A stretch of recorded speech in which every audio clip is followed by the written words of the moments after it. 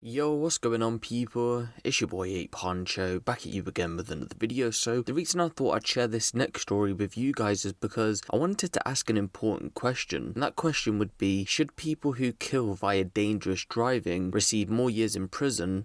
But we'll come to that question at the end of the video, so just bear this one in mind. On the 8th of January 2020, a 13-year-old boy by the name of Jack Worwood died in hospital after the doctors turned his life support machine off. He had been involved in an accident on Old Road in Ashton-In-Markfield, which is in Wigan. At around 4:15 the previous day, that being the 7th of July 2020, Jack had left his home and was making his way to meet some friends for a game of football.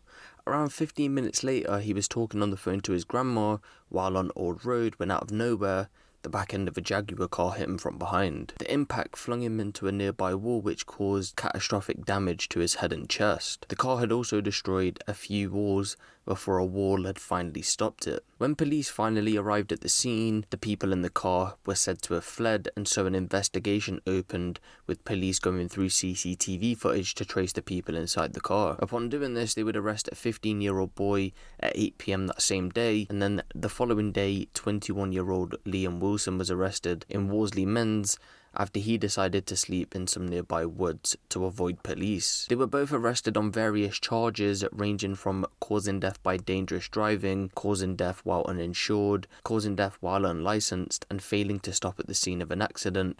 But eventually the 15-year-old boy would be released and Liam would go on to be charged with death by dangerous driving. In regards to 13-year-old Jack, he was rushed to hospital, but as we've just spoken about, his life support machine was turned off one day later after both of his parents came to the agreement to do so, and unfortunately then he passed away. The death of Jack caused a massive heartache in the local community, and they raised more than £7,500 for a send-off for him at the end of the month on the 31st of July 2020.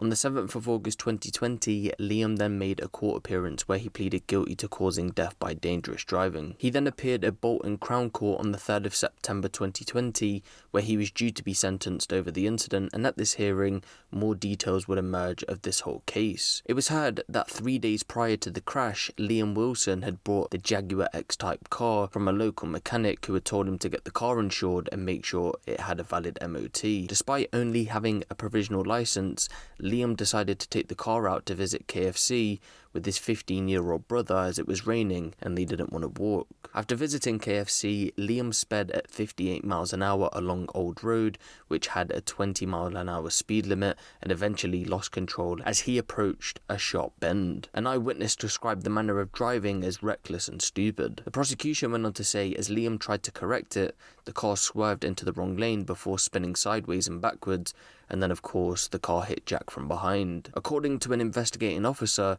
it did not appear that Liam attempted to make an emergency stop at any point, something which could have prevented the crash. After the crash, Liam and his brother then abandoned the car and ran away. Another driver, Matthew Jones, gave chase on foot, but they had fled the scene and Matthew couldn't keep up.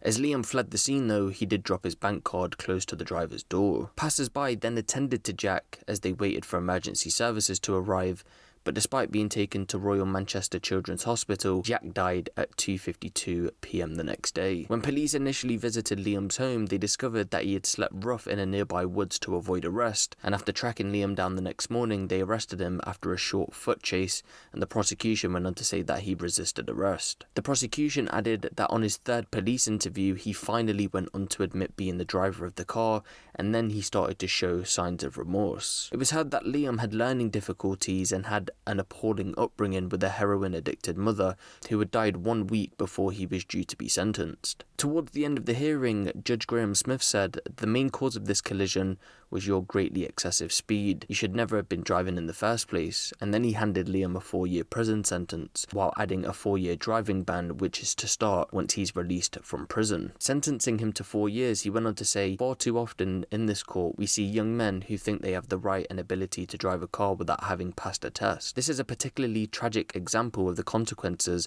of that deluded belief. You've had a difficult upbringing, you have learning difficulties, you committed a number of offences as a child, but none as serious as this, and you are only recently reconciled with your mother and became a carer. Jack suffered catastrophic injuries and you had run away. Only one person had the choice that day, and that person was you. For reasons that seemed quite trivial, you took the thoroughly selfish decision to drive and drove in an extremely dangerous manner." So let's go back to the question at the start of the video, and that was, should people who kill via dangerous driving receive more years in prison? Because we've seen time and time again people receive the littlest sentence when they basically committed manslaughter, which, if you didn't know, carries a heavier sentence.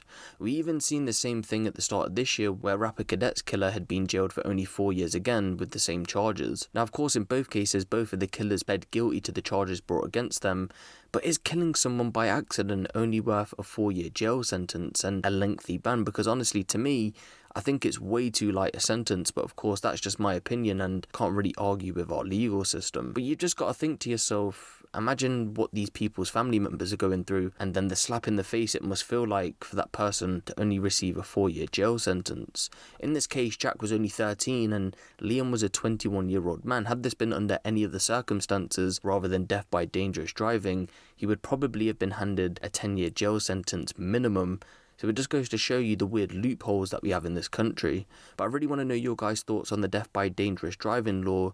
Do you think it should be scrapped or maybe even changed to keep up with the times? So I do want to take this time out just to say rest in peace to Jack, because being only 13 years old and dying in such a horrific way, and then his parents having to turn his life support machine off, can't really imagine what they're going through. So I just want to send my condolences out to his family at this current time. But let me know what you guys think of this in the comment section below.